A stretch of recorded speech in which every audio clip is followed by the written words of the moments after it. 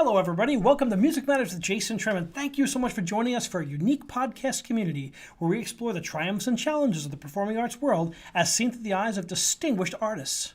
Thank you so much for helping our program grow. We just hit 1,786 subscribers today. We grow every day thanks to people like you. Please remember to like us and subscribe to us on YouTube and smash that bell icon for the most up-to-date information on our upcoming guests and topics. We love it when you like and share our videos as it helps our community grow. Also, remember you can chat in questions of our guests. We love that. Join the conversation as well. We have a fantastic guest today, Miss Laquita Mitchell, a distinguished soprano who has sung for many of the eminent opera companies in North America and Europe, including the LA Opera, San Francisco Opera, Houston Grand Opera, Lyric Opera of Chicago, Washington National Opera, and so many more. She's also an acclaimed concert singer, and I'm just delighted she can join us today. Welcome, Laquita Mitchell. Hello. How are you today? I'm well, thank you. I am dressed in yellow because I'm hoping that spring comes quickly. I'm tired of Well, the cold. tomorrow's supposed to be 50 degrees or 60 degrees. It's supposed to be crazy warm tomorrow. See, I'm ushering it in. We'll take it. Yeah, so it's amazing how it's been the 20s and it was 50 and it was 20s and hard to stay healthy for singers these days, right? Truly difficult. So you just dress warmly, and if you're warm, then you just take off the layers. I mean, it's been really cold and dry. I think that the coldness is what it is, but it's the dryness that doesn't help the singer at all. So, I'm doing a Bohème production. We add COVID on top of that. So right now, all yeah, the windows are open. It's freezing cold. Everyone's wearing winter coats. So it's yes. very La Bohème. Yes, your set is sort of built in because of the craziness of the weather. So you've been singing. I've known you for quite a while. We did a performance together in 2009, I believe it was, 8 or 9.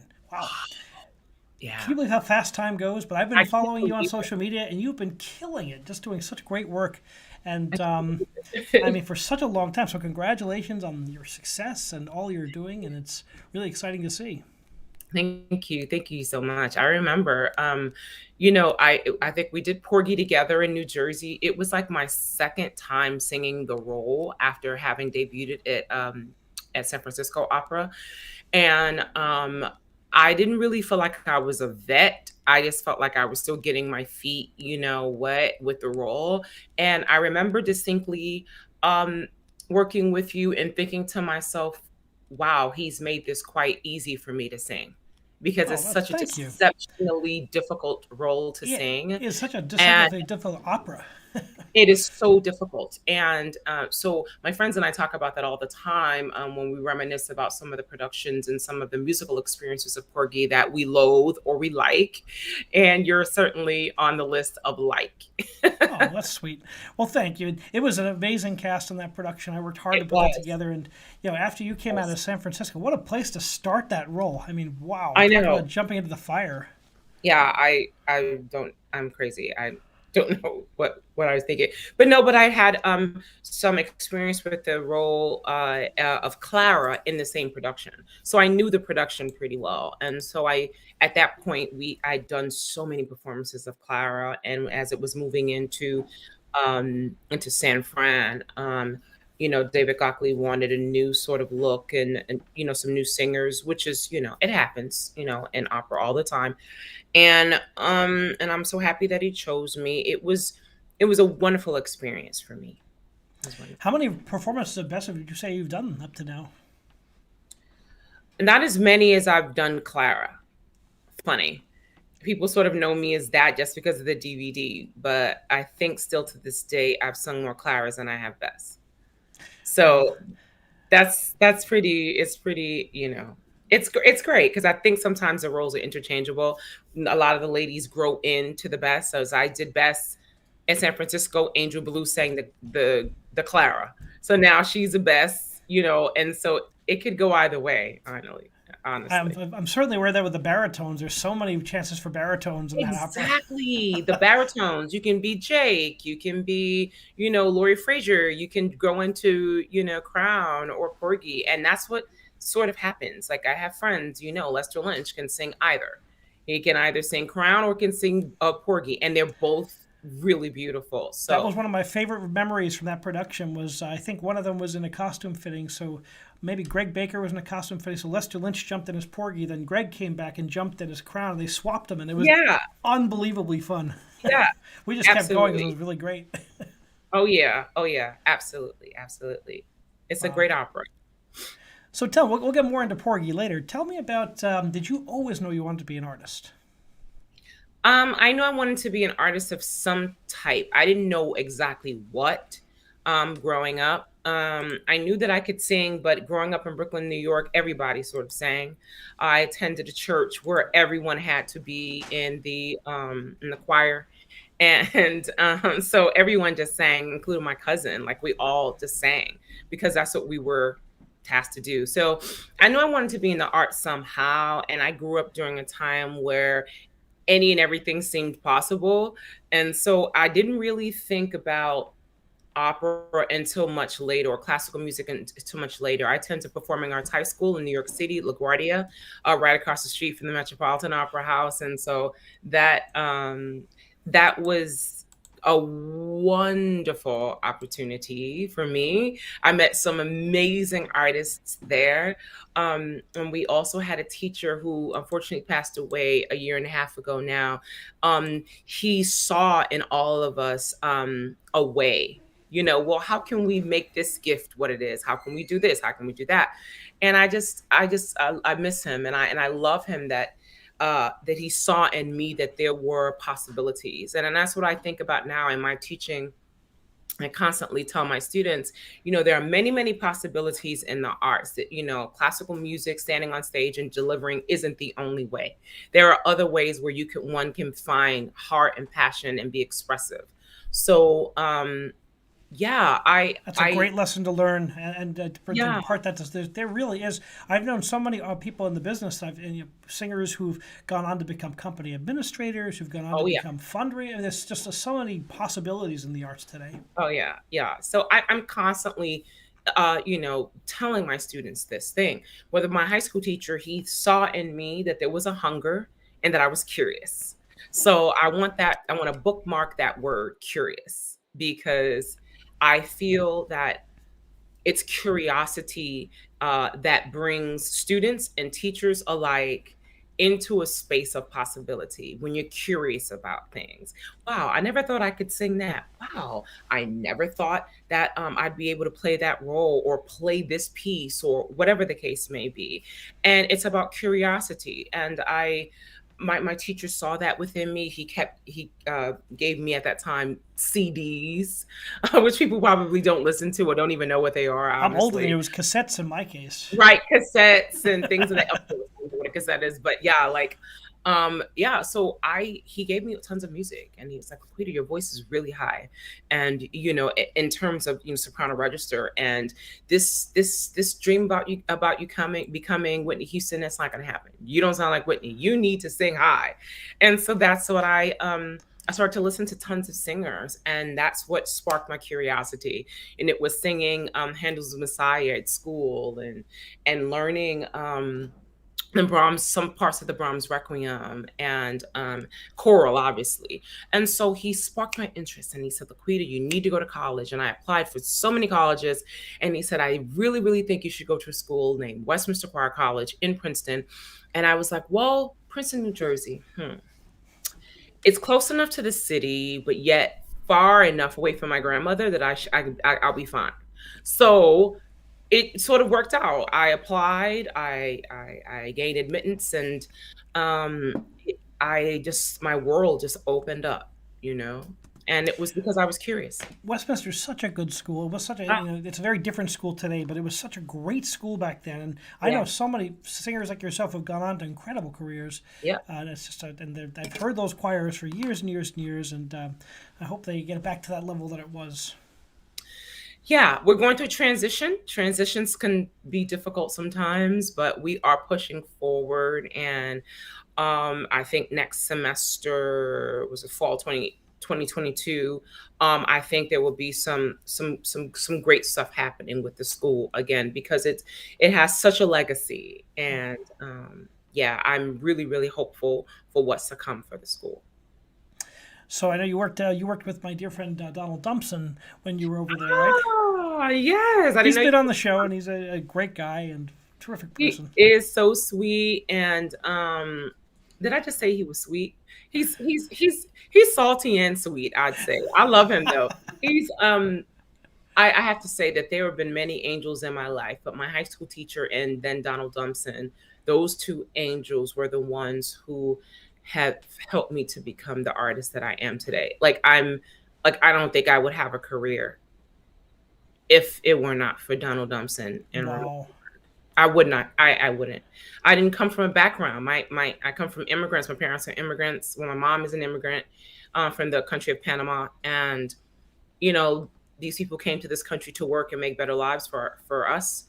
And so the notion that one of their kids will become a musician, but that was just out of left field. To sing on the great stages of the country and the world, and to, They what would they know about that? what an They incredible embodiment of the American dream.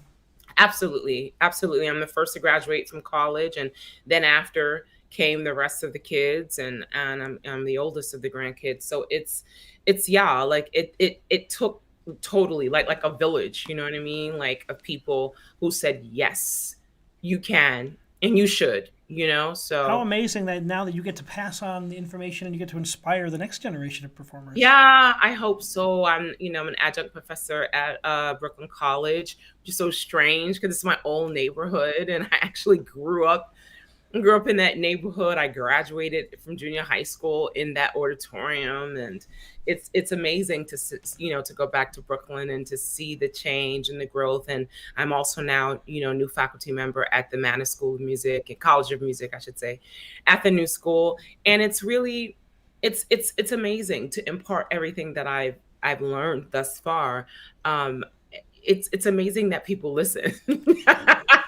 Well, you've been on many of those great stages. I see that reading through your bio, Mike. It's like Philadelphia Orchestra, all the top opera companies. You've certainly made your mark on the world. I've tried and I'm trying still. So we'll see. I still have some hills that I'd like to climb before it's all done. So we'll see. Well, with your work ethic and your dedication, you'll get there for sure. Amen to that. So you finished your undergraduate at Westminster. What was the next step on the journey? The next step on the journey was graduate school. At Westminster, I decided late in my time there that I should become a music education major, and that's what I did. And so I student taught, and I didn't have any desire to wake up at 6 o'clock in the morning and go to teach a flutophone class to 7:20. I So did that for 6 years. I was a middle school choir director for 1 year. oh my Ouch. gosh, I did I 5 years of high give school, and then I did my I doctorate. give it to you. Although my students were great. I taught at Princeton, the middle school of Princeton, John Witherspoon. So, it was great, but I just couldn't do it. And I really, really wanted to, I really wanted to sing. I'd given so much of my time to Muse Ed, and I was grateful to Joseph Lemmerfeld for allowing me to remain in the Westminster Choir, which is the elite, audition choir at that time. And I actually, those summers at the Spoleto Festival really opened up my eyes to what opera could be. And I just fell in love with it. And I just think it's amazing that I'm able to go back. I'm going back to Spoleto this summer, and I'm Oh, that's super, exciting. super stoked. Yeah, because I haven't been as an artist there in many, many, many years. So I'm really excited about doing that. But anyway, yeah, after school, I decided to go to graduate school. And I was, I got into a few great programs, but Manhattan School of Music really, really stuck out to me. I worked with a woman named Joan Patenaude Yarnell, who's a fantastic voice teacher who's still there, and is one of my great, great, great friends, and a wonderful teacher. And I really needed her in my life. And she was amazing and really gave me all that she could. And then of course there's Warren Jones, who was there, and Tom Morocco, and Donna Vaughn was there as well. And I learned so much from that school. I learned about being denied. I learned that a lot of times being denied doesn't necessarily mean that you don't have the goods. I learned how to take beatings there, and you do. You just do. Um, but I also learned what it meant to truly develop my art at my own pace. And so it's and I appreciated that about the school, that they gave me my time to figure out who I was, you know? And then once I figured that out, then the young artist programs happened after that. Because I didn't get into any young artist programs. You're And it kidding. wasn't I didn't get into any. Oh, I didn't know Um that. Wow. yeah, and my voice teacher at the time had a program in Italy called Centro Studi Italiani, and I would go there for the summers to just work on Italian and work on my confidence and singing me and things of that nature. And that was those summers were the turning points. It allowed me to go back into the fall a little bit more stronger in who I was. I never stopped working. I always held some type of job somewhere. um, I came from a family that worked really, really hard. So working hard was not really a strange thing to me. But I did What are realize, some of the jobs you had on the way that you oh did my God, I before? worked at a video store. That was a I, thing back then. I remember those. yeah, I worked at a video store. I cleaned offices. Obviously later on, like my jobs became like just singing jobs, Of course. like whatever, sing at a Catholic church here, doing this, doing that, So I never ever stopped that sort of hustle, mentality. So, and I always felt like I could learn something from that, from those experiences. I worked summers at Westminster College in the continuing education department, where I helped people navigate their way to Princeton and get them set up. And I cleaned rooms, and I did anything I could in order to maintain a place to live, and then also to have voice lessons. What a great lesson for people who are listening, who are the maybe younger singers who are, it's a challenging field to become an opera It's singer a is a it's a real high challenge. class, expensive hobby. It is so expensive to do what we do. And so, God bless those teachers who are like, you know what? Come on in. I know you don't have the money. I'd love to just work with you. And I understand that everyone, is trying to find their way. I get that. And so I'm a bit I have empathy for the singers who have to pay so much money just to survive here in the New York City area. Lessons, coaching, rent, Lessons, coaching, food. gym, food, like it's quite an expense. It really is. So yeah, I mean, I did anything and everything, and yeah, I didn't get into the young artist programs, and it wasn't until my last year at MSM I did a performance certificate there. And so I did 3 years there at MSM, and that's when I got into a young artist program. And I know you finished up going to one of the most prestigious in the company. So what a great advice! That hard work and dedication and getting to know yourself and continuing to refine your skills Yeah, always pays off. absolutely. And the great thing about, I think, what you and I do, Jason, I don't know if you feel this way, but I feel like in music we're always learning. Like we're always learning something new. Yeah. I'm So always, a new score, a new. I just did Brahms 3 last week, and I had never done that ah, symphony, so I had to get in front of the orchestra, and it was like I'd never done this before. And it's like every time I take an opera, I haven't done most of them, but you dig them up, and it's the process is I love that process of discovery of getting to know the twists and turns, look the phrase structure, the harmonic analysis. That's the fun stuff.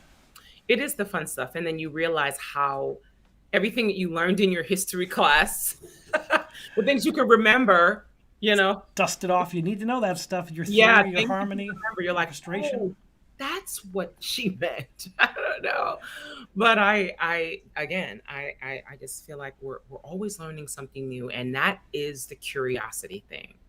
And You you know, do such a breadth of repertoire. You go from like Mahler, I saw Mahler 4, and of yeah, course Gorgi, all yeah. the great heroines. You get the Violettas and the Mosettas. You do all that stuff, and a very wide, and also modern music as well. Yeah, it's listen, to be an American, you've got to be able to sort of jump in and learn this new stuff, and it's different for American singers, I think, now than there are Europeans. They are doing some new productions and new pieces over in Germany as well, but it's not as much. is in America, which I think is pretty interesting since we're such a young democracy. We're so young in terms of historical context versus Europe. So the Europeans are still enjoying their European you know composers, and we love them. They certainly put twists on the opera stagings, though, don't they? Oh my lord, that Reggie Theater is just. I saw a production.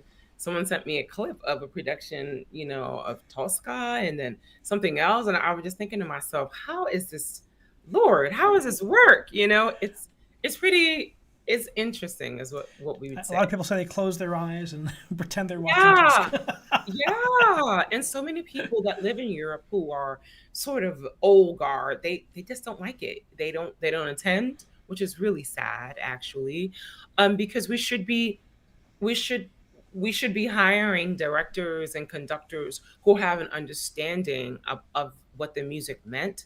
And I'm not saying that you can't delve out of the customary 18th, 19th century sort of look or whatever, but if it makes sense, then yes, but I don't know. I'm doing a bohème. It's being staged it's mostly in the subways of New York. It's Mimi is homeless, and it actually translates just fine. We've got the airborne virus. We've got the sickness. We got the poverty among artists. I mean, a lot of those universal themes do translate very easily to our modern times, but sometimes these productions just lose any sense of what the story is about. Absolutely. And I do believe that there should be a place for creativity. There should be a place for dreaming up new things. But I just don't, I think that I think there's a limit. I'll just say that. What's the craziest production you've done? Um, You don't have to name names or name names if you'd like, but it's up to you. Craziest production I've ever done, I had to sing. And it's really strange because I remember the production very, very well, but I just loved the people so much that I was working with that I didn't really care that much. I mean, I did at the time. I was sort of angry, like my character had to put their head in a fishbowl tank. Yeah, I'm not. I want people who are listening and know me. They'll know what I'm talking about. But The like, old fishbowl tank trick. yeah, like when you have to like roll a fishbowl tank onto the stage and put your head in it and blow bubbles like you're dying. It was, yeah, yeah, Okay, well, yeah, that's the thing about being a dramatic artist. Sometimes you get really wacky and interesting challenges to deal with, yeah, for sure. and you never know what it's going to be. No, no, you don't. You don't. So tell us about the journey from young artist to your first big breaks. Hmm. So, after leaving the Young Artist Studio at Houston, I came to New York to sing Michaela at City Opera at that time. And for me, it was a homecoming. It was a role that I'd sung at Manhattan School of Music, which was just, again, the roles that I learned at Manhattan School of Music would then define me here in New York City. I sang Michaela, and then I sang Violetta and Traviata, and both of those roles is what I sang at City Opera, which is really interesting. And I believe I was the first African American female in New York to sing in a major company that role of Violetta. You That's don't really the hear that. craziest thing. Yeah, Wow, good for you. yeah, I believe so. Um, Obviously, there have been women who've sung it elsewhere, but in New York City, I think I'm the first. I That's believe, shocking and that's crazy. Wow. isn't that crazy? Yeah. At that time, and I believe that was like 2013, 2012. So yeah. Isn't it amazing how times have changed in that regard? I mean, yeah, it's pretty ridiculous actually that it's taken that long actually. But I know that I walked in the steps of Camilla Williams, who sang at City Opera. I think she was the first, or I could be wrong, but um, her tenor was like, "Yes, I'll sing with her. It's fine." She was singing Butterfly, I believe, but yeah. So I sang those roles at City Opera at different times, and then obviously the Porgies. So that train sort of that new production, I was involved in that new production, so it kept me rolling, you know. And then when I decided to opt out of it, and the last time they brought it to the Washington National Opera, I wanted to do something different. I wanted to just test the waters, and so I decided to take on the role of the young opera singer in Terrence McNally's masterclass, and I did Wow. that at the Washington Center, at the Kennedy Center, and it was with now the late Terrence McNally, and it was also and directed by Stephen Wadsworth over at Juilliard. And so I wanted to do something that was more actress oriented, acting oriented. Not that Bess wasn't, um, but I Very really different. very very different. 32 days, and out of 32 days, 28 performances, 28, 29. Holy smokes. A lot of them, back to back, and so weird. I saw Intimate Apparel for the second time yesterday, and most of the folks on stage, I know them. It's so I great. know so many people in that cast. It's the I craziest thing. know. It's so great. And I kept on saying to them, I don't know how you all did it. I don't know how you all did it. And I'm thinking to myself, well, I did it. I didn't do 47 performances, but I did about 28 performances. And it was quite different because the young lady that I played was singing Lady Macbeth, Vienita Fretta. And so it was hard. And I vocally struggled because I didn't know how to sort of do that. Like I'd never done anything like it before. So that's why I wanted to do it. And to work with Tyne Daly, I really learned how to um not give up on stage. Have you done more theater since then? Have you reprised that role?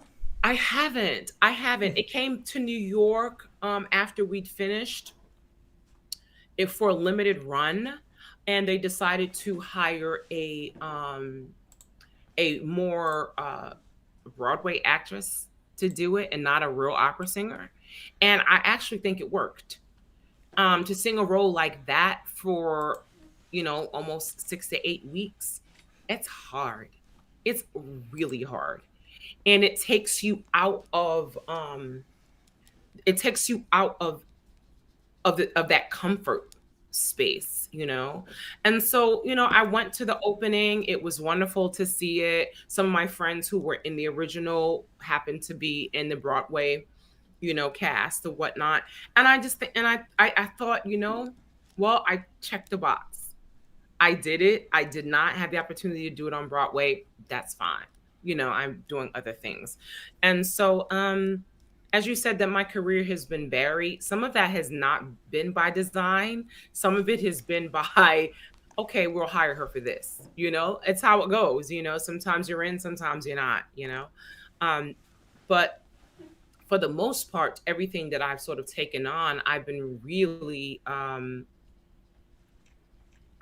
proud of it.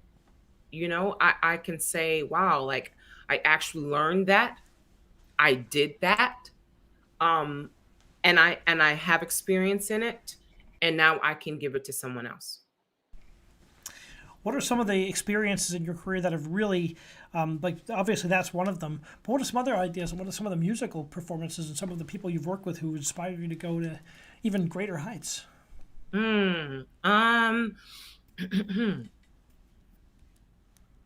Well, there have been many um experiences. Some I haven't. Some experiences I can't wait to have. Um, I don't know. I think it's sort of strange. I'd say singing Mahler is pretty amazing if you It's a haven't. rarefied air when you get those contracts. It's such divine music. It's like, oh my gosh, like what have I like? It's amazing music. Those And I symphonies are know, the like, I want stunning someone to works. stunning. Like, I want someone to hire me to sing Mahler 2 again. And I know I don't sing that much. I don't care. It's so glorious. Nothing like the Resurrection Symphony. I agree. It is truly outstanding writing. Um, for last songs, all obviously are pretty meaningful. I'd say. I love Strauss, and there's something about that music that speaks to me. My mentor, Miss Norman, sang them with such authority and such historical precedence that every time you hear the music, you know, you hear her voice and you hear the intricacies of the piece. But when you get to sing it, that's when you realize how much how much of an amazing artist she was to sing them, because they are quite difficult. You got to work with her? I grew up knowing her. I met her when I was Oh, 14. So I met her 14, 15, and then as along the years, we kept in contact with each other. She came to my performance of Traviata at City Opera. tell I me what it was was like hearing, having her tell you about your Traviata. Bring us backstage when you meet one of the Yeah, I greats of was the so opera world. nervous when she came backstage. She waited until I got undressed. I was like, "Oh, hurry up," And so, um, she said to me, "You touched me, so much. I'm I don't really." She said, "I don't really have the words to express to you how proud I am of you and what you've done." And I felt for her, and it you really know who this character is, and you made everyone in the audience know, and it was just great. It was a wonderful experience. It really, really was to And experience that. ultimately, that's why we do this art form, is to convey that, to hear it from one of the all-time greats. What can be more exciting than that? Yeah, not I mean, it's pretty awesome. And um when I think about people saying, "Oh my God," meeting the people that they love and people that they respect. I think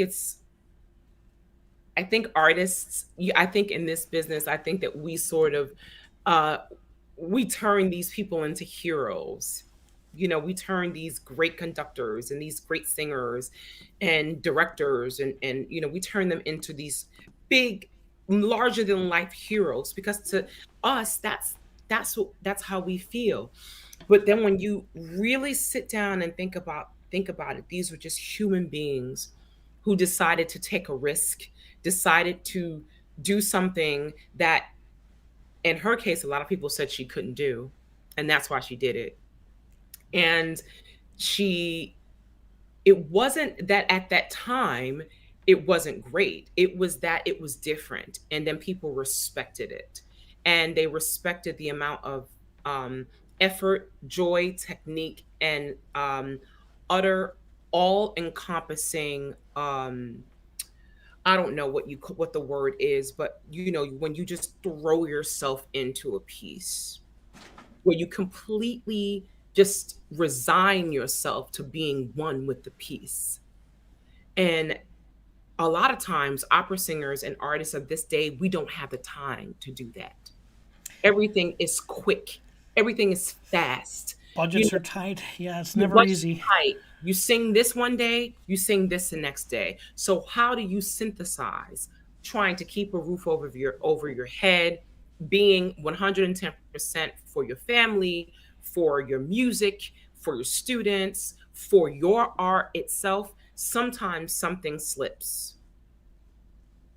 And you know, for certain artists, they had the time to do that, just to throw themselves into the role, into the music, and create this sort of brilliant thing. How do they make that happen? I don't know if I necessarily have the answer to that yet, but every time I sign a contract and it says, and it's of whatever that I've done before, I don't know, Mile 4, Barber, Knoxville, or a Best, which I haven't sung in many years, but whatever the case may be, how can I keep growing with this piece? I find myself, after having sung something once and I don't have it on my calendar, I keep listening to the piece. I keep studying it. And so then when it's time for that contract to come back around, I have something new to say. That's the only way. to do it unless you're I going to agree do with you. more of it. I've done probably like 12 to 15 Beethoven fives. I've done like 30 Traviatas at this point in my career. And Yeah. every time I take that score off the shelf, that's like my favorite thing. I have all the concerts coming up on my shelf, and I know I've got to start put that music in the queue. And I'm like, oh yeah. And then it's like kind of relearning them and just kind of, I always look at them differently. It's like an old friend, but it's like, got to kind of, how do I do the edges? How do I construct this? And it's never the same because we're It's not the never the same. same. It's never the same. So I'm constantly thinking about that, like because we don't have that. Like I was talking to Roberta Alexander, the great, great, great, great soprano, whom Miss Norman has passed on now, and Miss Roberta has become just a wonderful source of information and friendship and kinship with me. And we both love tennis, so we're always chatting about that. But um, she told me that she did a tour of Mahler 2, I think it was Mahler 2. She did a tour of it for like a month. Wow. Like when you have an opportunity to tour and sing the same piece over and over for a whole month, and I'm not talking about rehearsals and then like 3 performances. No, we're talking about a tour of it. That's That is amazing. A tour very, of a piece like the Mahler.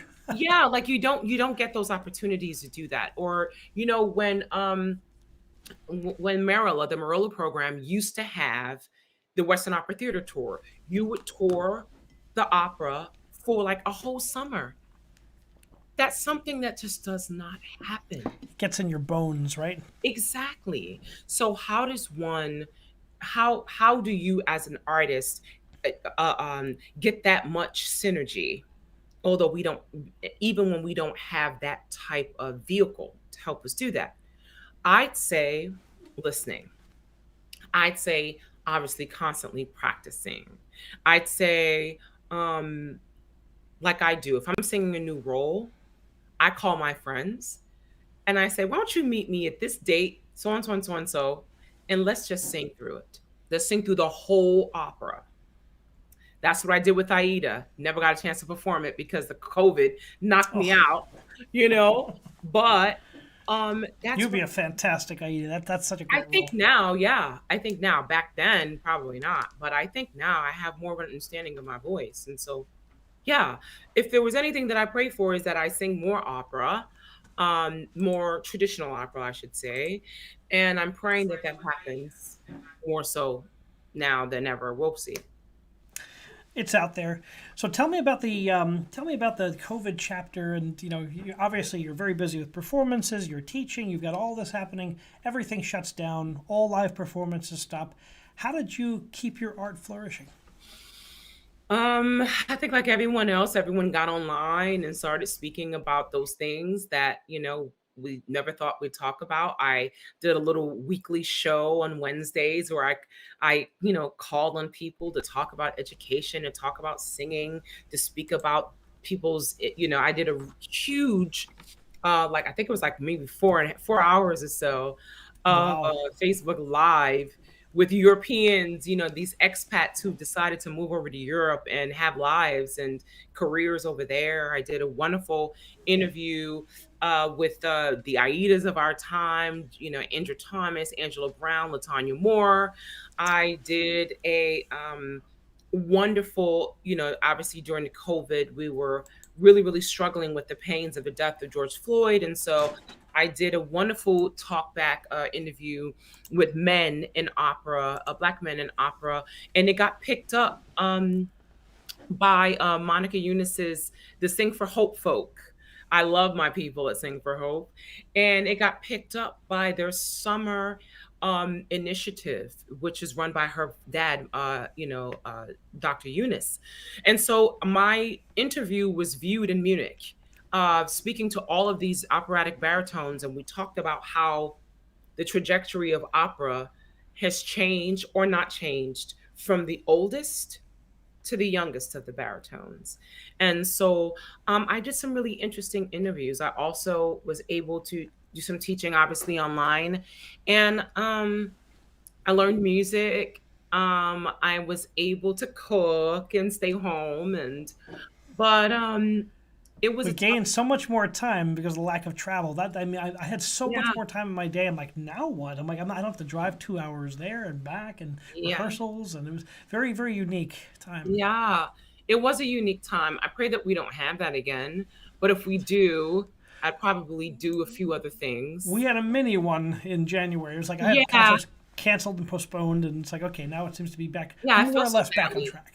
I feel badly for my friends who are struggling with that still, these cancellations, and I get it. Hopefully that's waning now as things seem to be calming down. Fingers Hmm. crossed. Hmm. Absolutely, So, what absolutely. did you learn in all these interviews and conversations? I mean, I'm amazed by the conversations I've had with people like yourself, and there's so much wisdom to be shared, and we have such great technology to share that. I think that it's incredible that we can have these type of conversations and that people can learn. Yeah, I think at that t- at the I think what I've learned, especially from arts, and I mean I interviewed people from Monet Exchange, who's like a great, like he's one of the finest drag queens there is, and there's one like Cool.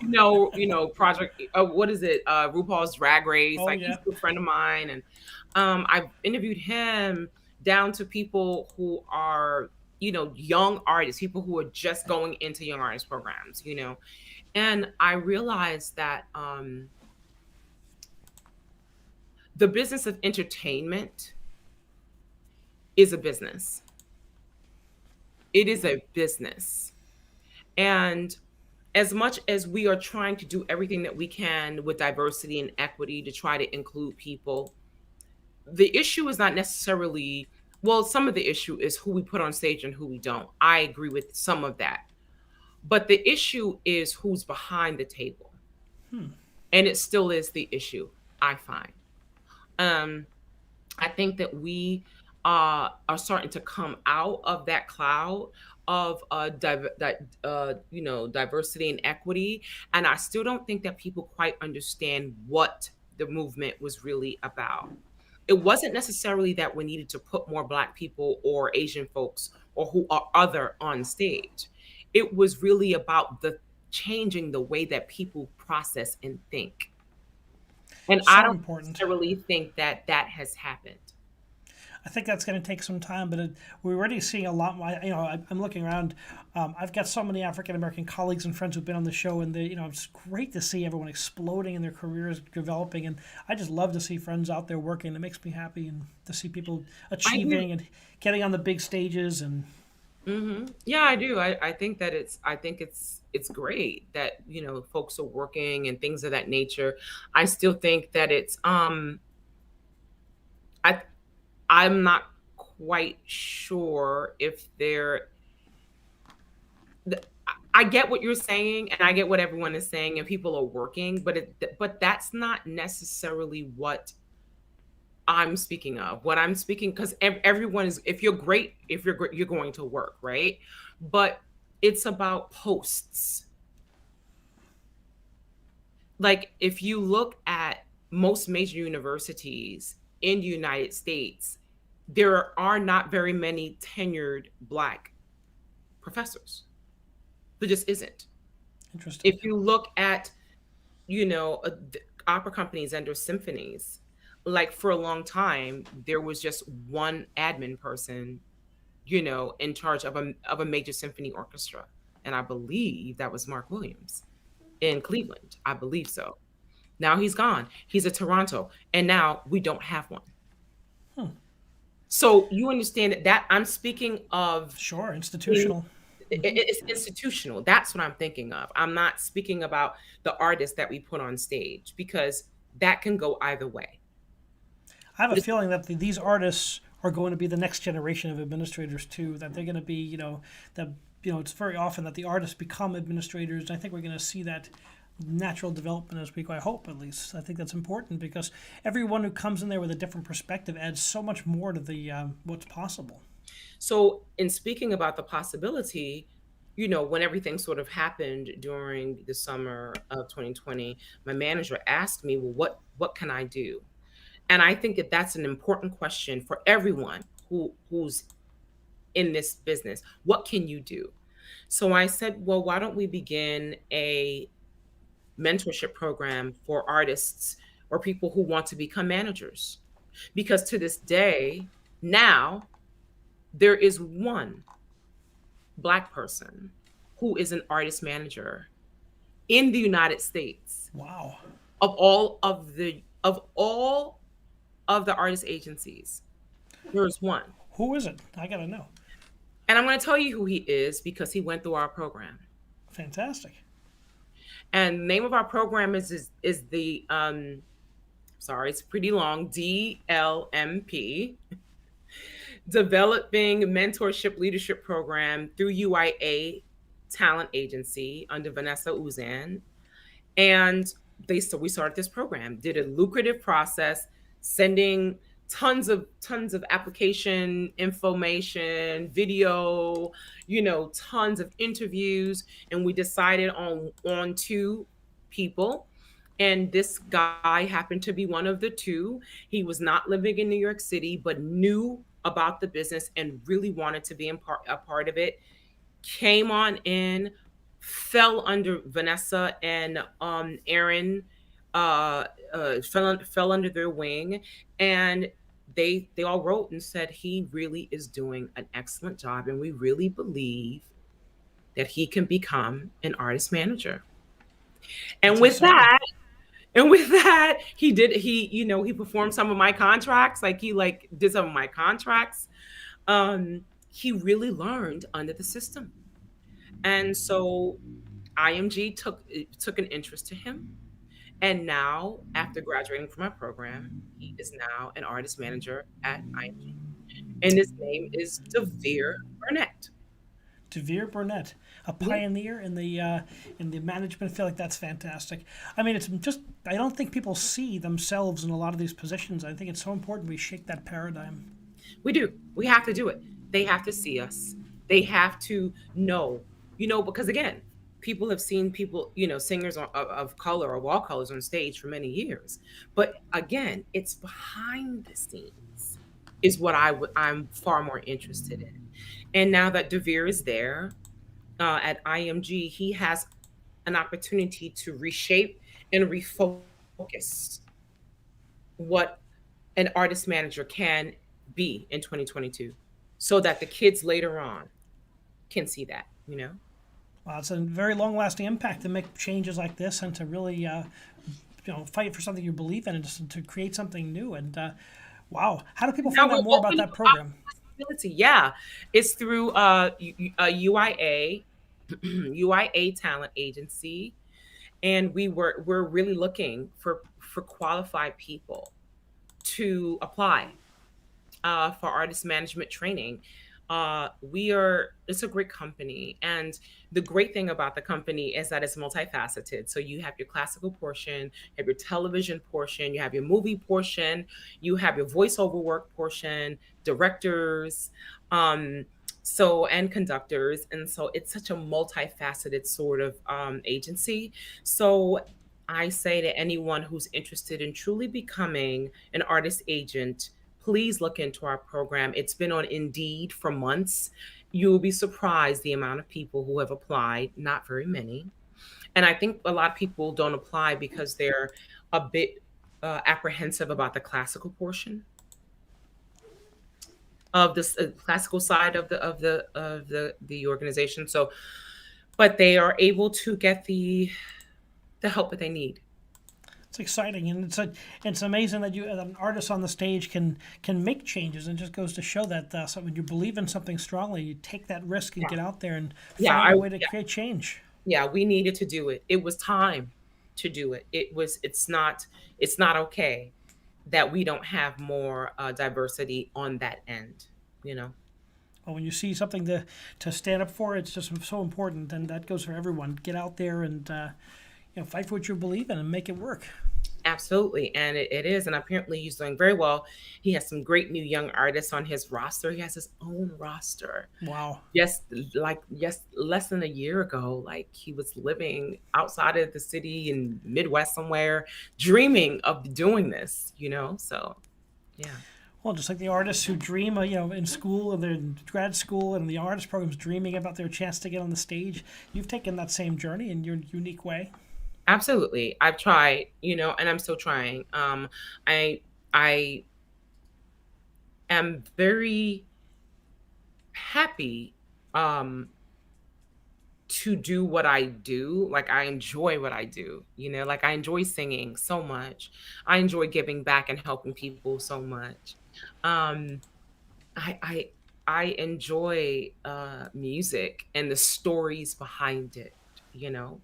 Um I enjoy learning about these composers, and I've been always been a huge champion of African American female composers. And I had the opportunity to jump in for ailing colleague, I think about 10 days ago. I jumped in Ohio, and I learned 3 new songs by Florence Price that were orchestrated by Andrew Crust. And I didn't know the songs. I didn't know them, and so I learned them. And I thought to myself, wow, I wonder what Florence Price would think now that her name and her music now have this amazing, amazing resurgence. Her And symphonies, her songs, it's wonderful to hear new pieces that have gotten overlooked. It's really yeah, exciting to rediscover music.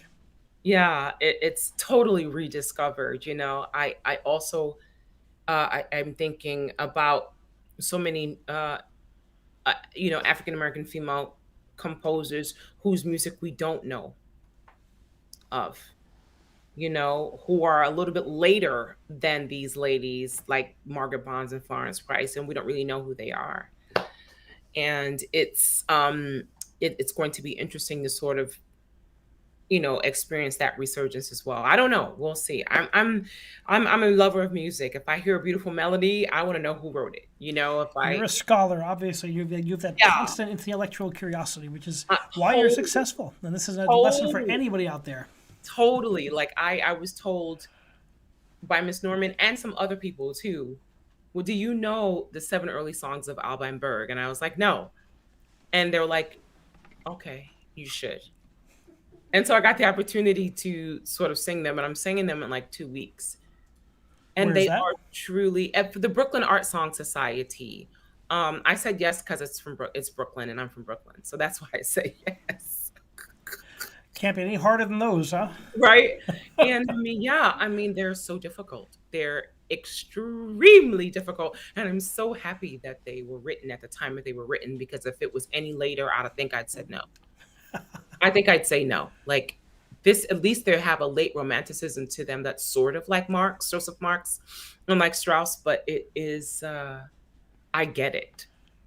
Like I get the music. And so I'm so excited to learn them. And I had a girlfriend that says, why are you learning that? They're so difficult. It's so hard. I said, I know, but if I learn them, then I can pair them with the 4 last songs. That'd be a beautiful pairing. Actually, that's a gorgeous concert. And they do pair well with the 4 last songs. And in fact, Tammy Petty will be singing the 4 last songs after I'm done the Alban Berg. So see Two there, fine singers I know. That's awesome. yeah, yeah, absolutely. Where can people go to find out more about Laquita Mitchell? They can go to my website, which is laquitamitchellsoprano.com. And obviously, they can follow me on Laquita Mitchell _ soprano on Instagram, and obviously Laquita Mitchell Soprano on Facebook. I do have a YouTube channel which I've not updated with new things yet, but some new things will be coming, and I think I'm going to rekindle my little interview thing once I get to Charleston. I have to admit that I'm really looking forward to Spoleto Festival. This world premiere of Rhiannon Giddens and Michael Abel's opera Omar will be happening in June, in late May, June.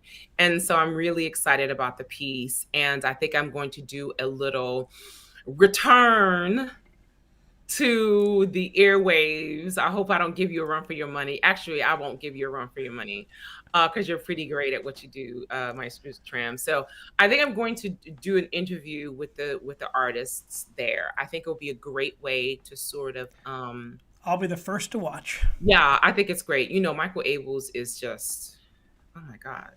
that's an amazing composer. Like, he's really wonderful at his job. And Rhiannon is just, shout out to Rhiannon. Today's her birthday. Like, she's just Aw, happy a great birthday. lady, great lady, and so curious. That's how that career sort of started. It's her curiosity, you know.